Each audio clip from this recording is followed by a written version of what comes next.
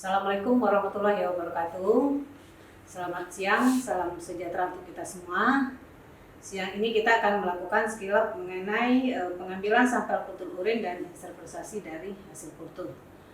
Adapun tujuan skillet kita hari ini adalah yang pertama itu mampu memberikan edukasi yang tepat tentang cara pengambilan sampel urin biasa. Yang kedua mampu mengambil sampel urin kateter. Kemudian yang ketiga mampu menginterpretasikan hasil pemeriksaan kultur urin. Nah, jadi sampel kultur urin ini bisa dilakukan, bisa diambil dengan 3 cara. Yang pertama itu dengan urin porsi tengah, kemudian yang kedua urin kateter, yang ketiga itu aspirasi buli-buli. Nah, tujuan pengambilan sampel urin ini adalah untuk dilakukan kultur urin. Adapun tujuan dilakukan kultur urin itu yang pertama itu untuk menegakkan sebagai pemeriksaan penunjang untuk menegakkan diagnosis infeksi saluran kemih. Kemudian yang kedua untuk menentukan bakteri uropatogen penyebab infeksi. Kemudian yang ketiga sebagai pedoman dalam pemilihan antibiotik.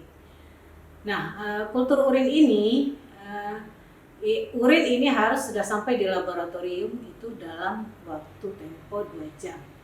Nah, hal ini tujuannya karena nanti di laboratorium itu akan dilakukan penghitungan koloni. Waktu yang lebih lama akan menyebabkan urin bermultiplikasi sehingga nanti akan menyebabkan hasil yang positif palsu. Nah, kemudian kultur ini juga bisa dilakukan secara konvensional. Tetapi untuk konvensional itu memerlukan beberapa teknik dan tenaga ahli yang profesional. Selain dari itu juga bisa dilakukan dengan cara yang lebih mudah, itu dengan menggunakan deep slide. Deep slide ini adalah suatu metode yang menggunakan untuk menentukan bakteri uropatogen dan menghitung jumlah bakteri itu dengan menggunakan suatu media yang digabung dalam satu tangkai yang berisi 2 media, yaitu media CLED dan McConkey. Nah, metode deep slide ini bisa menghitung jumlah bakteri dalam jumlah yang rendah, yaitu 10⁻², koloni per unit per mililiter urinnya. Alat dan bahan yang akan kita gunakan pada saat ini yang pertama ini adalah pot urin, ya. Ini seperti dengan pot urin yang dilengkapi dengan labelnya di sini. Kemudian yang kedua ini adalah kateter, ya. Nah, kemudian yang berikutnya itu adalah spit atau jarum suntik, ya, kita gunakan. Kemudian alkohol 70% atau alkohol swabnya, ya. Kemudian ini deep slide-nya, ya. Yang di dalamnya ada 2 media, CLED dan McConkey. Kemudian ada klem yang akan kita gunakan. Nah, kemudian di sini juga ada spoon, ya, dan ada beken yang akan kita gunakan. Baik, saya adalah Rita Adriani yang akan mengambil urin Bapak dan Ibu pada hari ini. Nah, tujuan pengambilan urin ini adalah untuk sebagai pemeriksaan penunjang menegakkan diagnosis infeksi saluran kemih. Kemudian yang kedua untuk menentukan penyebab dari infeksinya. Yang ketiga dalam penentuan pedoman pemilihan antibiotik. Apakah Bapak dan Ibu bersedia? Nah, baik, ya, kalau bersedia, yang pertama saya akan menjelaskan pengambilan urin porsi tengah. Nah, urin sebaiknya diambil pada pagi hari, jadi sebelum menggunakan antibiotik. Nah, kemudian Bapak atau Ibu itu nanti melepaskan celana dalam, kemudian cuci tangan dengan sabun dan dibilas dengan air mengalir sampai bersih. Kemudian Bapak atau Ibu itu duduk di kloset, itu kemudian cuci vagina atau penis dengan menggunakan sabun. Kemudian kemudian dibuka pot urin, ya, dengan ini adalah pot urin dengan tutup yang menghadap ke atas. seperti ini, diletakkannya seperti ini. Nah, kemudian tujuannya supaya ini tidak terjadi kontaminasi. Kemudian ya, dengan menggunakan 2 jari ya. Nah, jadi dibuka pada wanita, dibuka labia mayornya ya dengan 2 jari. Kemudian pada pria yang tidak disirkumsisi itu ditarik kulitnya supaya nanti tidak urin yang keluar itu tidak menyentuh labia atau kulit sehingga tidak terjadi kontaminasi. Nah, kemudian Bapak dan Ibu silakan berkemih, dan urin yang pertama itu lebih kurang 30 ml itu dibuang dulu. Nah, kemudian urin berikutnya ditampung di dalam wadah ini itu lebih kurang sebanyak 20 ml, dan kemudian setelah itu sisanya dikeluarkan sampai selesai. Nah, kemudian urin yang sudah ditampung kemudian ditutup dan potnya diberikan. Ini potnya Pak, silakan diambil urinnya. Sekarang kita akan melakukan pengambilan urin kateter. Jadi ini kateter ini sudah terpasang pada pasien. Ya. Nah, jadi hal yang utama kita lakukan kalau kateter sudah terpasang ke pasien itu adalah inform consent. Jadi kita minta izin ke pasien bahwa kita akan mengambil urin dari kateternya. Jadi bisa minta izin ke pasien atau ke keluarga pasien. Kemudian yang kedua, kita juga harus menggunakan APD. Nah, cara yang pertama yang kita lakukan itu adalah desinfeksi. Jadi kita melakukan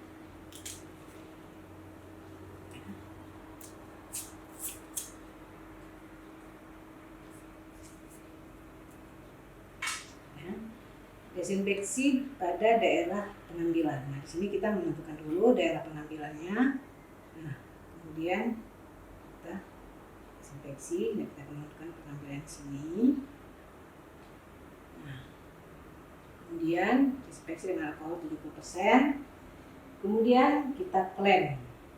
Ya, jadi pengambilan di sini, mungkin kita klem di sini. Ini tujuannya adalah supaya nanti urin yang keluar dari penderita itu bisa tertahan di sini. Kemudian kita tunggu 10 sampai 20 menit. Nah, setelah 10 sampai 20 menit, kemudian kita ambil ya dengan menggunakan suntik ya. Jadi ini nah 10 ml. Kemudian kita masukkan ke dalam pot ya. Masukkan,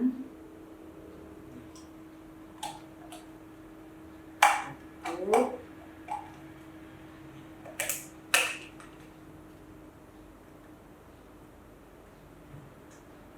Ya, ini kita tuang. Nah, ini ya. Kemudian klemnya kita lepaskan ya. Dan kita tidak boleh mengambil urin di dalam urin bag karena keberadaan urin di sini bisa lebih dari 2 jam. Nah, kemudian penanganan spesimen urin. Jadi urin yang sudah ada di dalam pot urin, kemudian kita beri label di sini ya, yaitu wadah diberi label, yaitu tertulis itu nama ya, nomor rekam medik dan tanggal pengambilan. Nah, kemudian setelah itu kita sampel urin kita segera kirim ke laboratorium mikrobiologi bersama permintaan pemeriksaannya. Nah, kemudian sampel urin itu harus sampai di laboratorium mikrobiologi itu dalam waktu kurang dari 2 jam. Nah, kemudian urin tidak bisa diperiksa apabila waktu pengambilan lebih dari 24 jam. Tahap selanjutnya itu adalah melakukan pemeriksaan dengan deep slide kultur urin. Ya, yang pertama itu menggunakan kita harus memakai sarung tangan. Kemudian ini slide-nya Kemudian kita buka tutup vialnya, ya.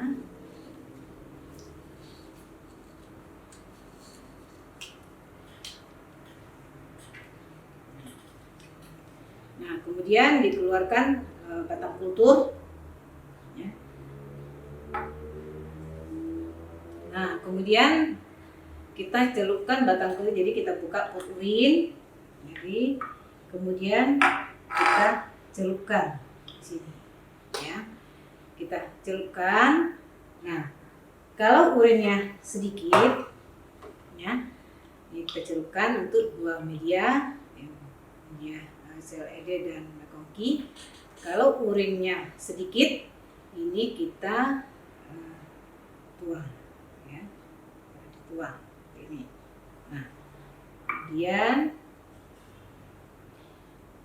ya, nah kemudian kita masukkan lagi ini ke dalam vialnya, kemudian kita tutup dengan rapat, ya.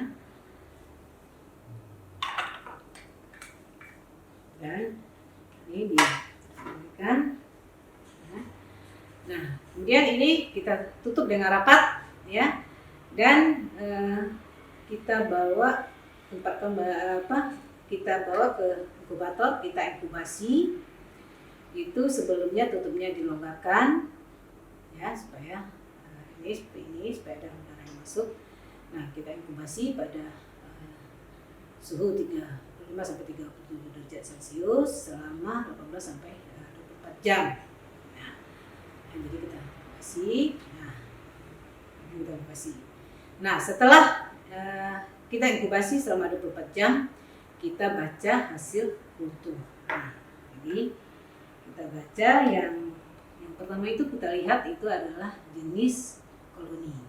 Nah, jenis koloni di sini untuk kedua kali ini kita lihat dengan melihat warna pada koloni. Yang kedua kita melakukan hitung jumlah koloni. Nah, jumlah bakteri itu dengan membandingkan dengan koloni density card.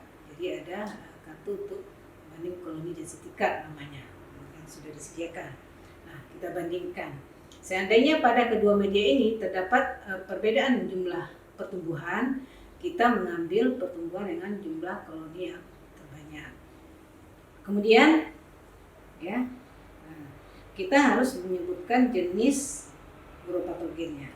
Jadi jenisnya, kalau pada media, contohnya pada media CLED-nya, pada media CLED-nya, ya, ada warna kuning bagian tengah yang lebih gelap, ya. Kemudian pada McConkey dia warnanya merah muda sampai merah, itu adalah organisme E.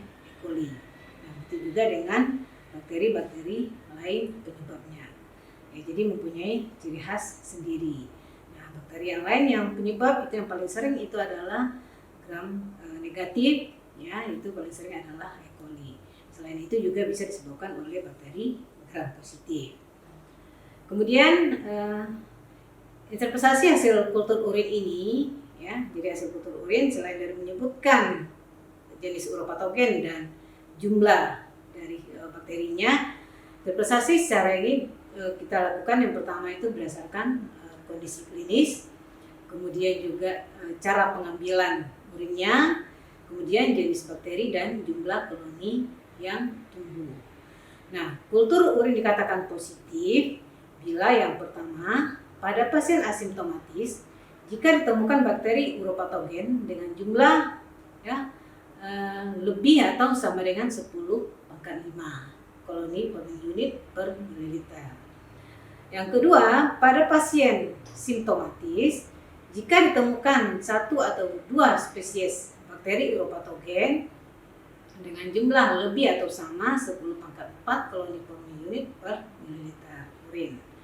Jika lebih dari 2 spesies uropatogennya, urin dianggap terkontaminasi. Kemudian yang ketiga, jika pasiennya laki-laki, jika ditemukan bakteri uropatogen dengan jumlah lebih atau sama dengan 10⁻³ koloni per unit per mililiter urin.